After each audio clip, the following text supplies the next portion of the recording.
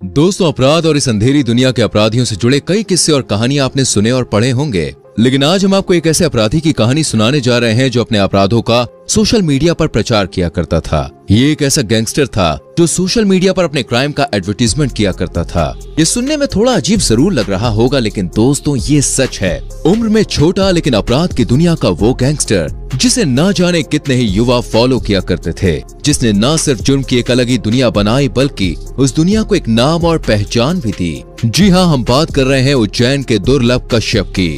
कौन है ये दुर्लभ कश्यप और कैसे बना दुर्लभ छोटी सी उम्र में जुर्म की दुनिया का बेताज बादशाह, और कैसे गई इस गैंगस्टर की जान? आज की इस वीडियो में हम आपको दुर्लभ कश्यप के बचपन से लेकर गैंगस्टर बनने तक की कहानी सुनाने वाले हैं, तो वीडियो को पूरा जरूर देखेगा। चलिए फिर शुरू करते हैं आज की वीडियो। उज्जैन के खतरनाक अपराधी ने 8 नवंबर 2000 को दुनिया में दस्तक दी। मध्य प्रदेश के उज्जैन के रहने वाले मनोज कश्यप और पद्मा के घर 8 नवंबर 2000 को एक बच्चे ने जन्म लिया। इस बच्चे का नाम रखा गया दुर्लभ। दुर्लभ का मतलब होता है दोस्तों कोई ऐसी चीज जो काफी मन्नतों के बाद मिली हो। इससे तो जाहिर होता है कि माता पिता इस बच्चे से काफी उम्मीद लगाए बैठे थे। दुर्लभ की माँ एक टीचर थी, जबकि उसके पिता भी वेल सेटल्ड थे। इस तरह दुर्लभ एक संपन्न परिवार में जन्मा था और माता पिता का लाडला भी था। और हर माँ बाप की तरह दुर्लभ के माँ बाप का भी ये सपना था कि वो बड़ा होकर डॉक्टर या इंजीनियर बने या कोई ऐसा काम करे ये दुर्लभ जो आज तक किसी ने ना किया हो। दुर्लभ को प्यार से कोहिनूर भी कहा जाता था। इस छोटे से कोहिनूर ने बचपन में ही ऐसे काम किए कि किसी ने भी इसे कोहिनूर कहकर नहीं पुकारा, और ये बन गया दुर्लभ कश्यप। दोस्तों, वो कहावत है ना कि पूत के पांव पालने में ही दिख जाते हैं। दुर्लभ का भविष्य भी उसके स्कूली दिनों से ही साफ चमक रहा था, क्योंकि स्कूल के दिनों से ही दुर्लभ ने धीरे धीरे करके अपराध की दुनिया में अपनी पहचान बनानी शुरू कर दी थी। दुर्लभ अपने स्कूल के दिनों में अपने दोस्तों के झगड़ों को सुलझाया करता था। फिर उसने ये काम सीनियर्स के लिए भी किया और पूरे स्कूल में दुर्लभ एक नाम बन गया।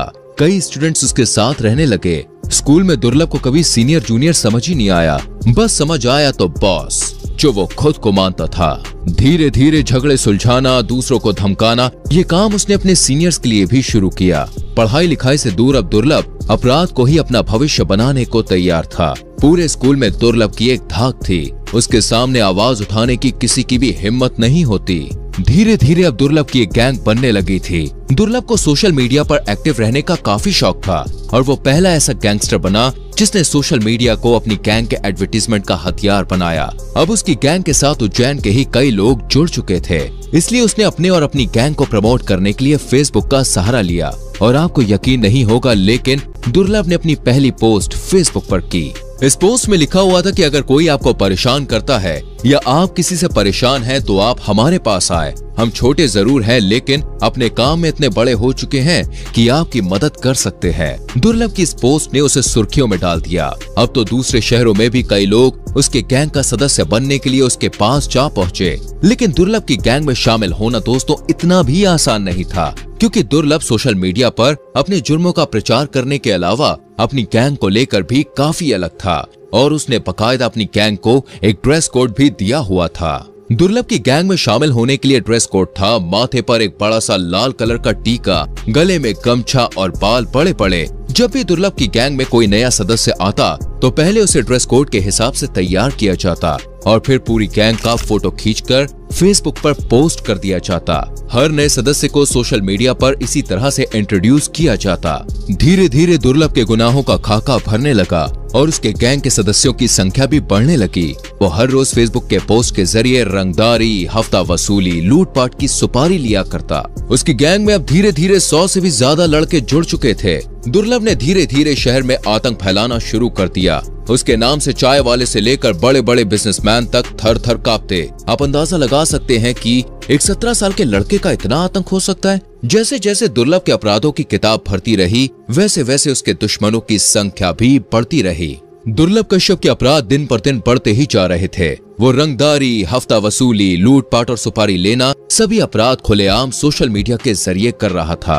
और सोशल मीडिया के बारे में तो हम जानते ही हैं, इस पर कोई चीज ट्रेंड में है तो ऐसा हो ही नहीं सकता कि पुलिस उससे दूर रहे। दुर्लभ के सोशल मीडिया पर खुलेआम सुपारी सहित दूसरे अपराधों की वजह से कम उम्र के दूसरे बच्चे भी उसके साथ जुड़ रहे थे। लिहाजा जब दुर्लभ की फेसबुक पोस्ट पुलिस तक पहुंची तो पुलिस के हाथ दुर्लभ के खिलाफ पुख्ता सबूत लग गया और पहले से भी दुर्लभ के खिलाफ कई सारे मुकदमे थानों में रजिस्टर्ड थे। लिहाजा पुलिस ने दुर्लभ की गिरफ्तारी में बिल्कुल भी देर नहीं की। IPS सचिन अतुलकर उस समय उज्जैन के SP हुआ करते थे। उन्होंने दुर्लभ और उसकी गैंग के खिलाफ एक हिस्ट्री शीटर लिस्ट निकाली थी और साल 2018 में IPS ऑफिसर सचिन अतुलकर ने एक ऑपरेशन के दौरान दुर्लभ और उसके गैंग के 23 लोगों को गिरफ्तार कर लिया। क्योंकि दुर्लभ उस समय नाबालिग था और उसे अभी बालिग होने में कुछ दिन बाकी थे, इसलिए पुलिस ने उसे सीधे जेल नहीं भेजा, बल्कि पहले उसे बाल सुधार गृह में रखा गया। उसके साथ ही उसके गैंग के कई दूसरे सदस्य जो कि नाबालिग थे, उन्हें भी बाल सुधार गृह में रखा गया और जब दुर्लभ की उम्र 18 साल हो गई तो उसे जेल भेज दिया गया। दरअसल एक बार IPS ऑफिसर सचिन अतुलकर ने जेल में दुर्लभ से मुलाकात भी की। वो उसको स्लॉट में ले गए और उससे बात करने लगे। IPS सचिन जानते थे कि दुर्लभ चाहे तो बेल पर आसानी से यहाँ से बाहर निकल सकता है, इसलिए उन्होंने दुर्लभ से कहा कि तेरे लिए जेल से बेहतर जगह कोई नहीं हो सकती। तू कम उम्र में बाहर इतने अपराध कर चुका है कि तेरे बाहर बहुत दुश्मन हो चुके हैं। बाहर निकलते ही तू किसी न किसी का शिकार जरूर हो जाएगा और दुश्मनी में पक्का मारा जाएगा, इसलिए तू जेल में रहे तभी जिंदा बच पाएगा और तेरे लिए जेल से बढ़िया जगह कोई नहीं है। दरअसल IPS ऑफिसर उसे बाहर का खौफ दिखाकर जेल में रखना चाहते थे ताकि वो बाहर जाकर फिर से आतंक ना फैला पाए और उनकी इस टेक्निक ने काम भी किया, क्योंकि दुर्लभ पर इस बात का गहरा असर पड़ा। उसको अपनी जान की भी चिंता होने लगी, इसलिए उसने करीब 1 साल तक जेल से बाहर जाने की सोची भी नहीं। लेकिन साल 2020 उसके लिए काल बन के आया। इस साल तक भारत में कोविड आ चुका था। कोविड धीरे धीरे अपने पैर पसार रहा था और मरीजों की संख्या भी बढ़ती जा रही थी और इससे बचने के लिए 2 गज की दूरी और कुछ प्रिकॉशंस जरूरी थे।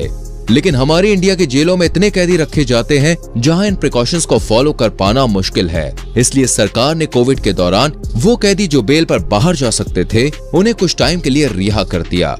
कोविड खत्म होने के बाद इन कैदियों को वापस जेल में डाला जाना था। इन कैदियों में दोस्तों दुर्लभ भी शामिल था। पैंडेमिक के बीच दुर्लभ भी रिहा कर दिया गया। जिस रात दुर्लभ का मर्डर हुआ उस रात दुर्लभ की मां ने दाल बाटी बनाई थी। कोई नहीं जानता था कि मां के हाथ की ये दाल बाटी दुर्लभ की जिंदगी का आखिरी भोजन बनने वाला है। 6 सितंबर साल 2020 को उस रात मां के हाथ की दाल बाटी खाकर दुर्लभ अपनी मां से कहकर निकला कि मां मैं बाहर घूमने जा रहा हूं, और गैंग के 2-4 लड़कों के साथ हेलावाड़ी की एक चाय की दुकान पर वो गया। उस दौरान वहां दुर्लभ का एक पुराना दुश्मन भी आ गया जिसका नाम था शाहनवाज। शाहनवाज और दुर्लभ आपस में कट्टर दुश्मन थे। शाहनवाज के साथ 10 से 15 साथी और थे, जबकि दुर्लभ के साथ सिर्फ 4 लड़के ही थे। दोनों गैंग्स के बीच झगड़ा शुरू हो गया और शाहनवाज ने चाकू निकाल लिया। इधर दुर्लभ ने भी बंदूक निकाली और फायर कर दिया। दुर्लभ के फायर से निकली एक गोली शाहनवाज को कंधे पे जा लगी, जिससे उसकी गैंग के सदस्य बिल्कुल बौखला उठे और दुर्लभ को बुरी तरह से पीटने लगे। ये देखकर दुर्लभ के गैंग के सदस्य वहां से भाग खड़े हुए और शाहनवाज के गुर्गों ने दुर्लभ को चारों तरफ से घेर लिया और उस पर ताबड़तोड़ चाकू से 36 बार वार किया और उसकी हत्या कर दी। दोस्तों, दुर्लभ या दुर्लभ से जुड़ी ऐसी किसी भी कहानी को लेकर आपकी क्या राय है, हमें कमेंट करके जरूर बताएं। लाइक और शेयर करें वीडियो को और चैनल को सब्सक्राइब करके बेल आइकन प्रेस करें जिससे आपसे कोई भी वीडियो मिस ना हो। मिलते हैं अगली वीडियो में। अपना ख्याल रखिए। Bye bye.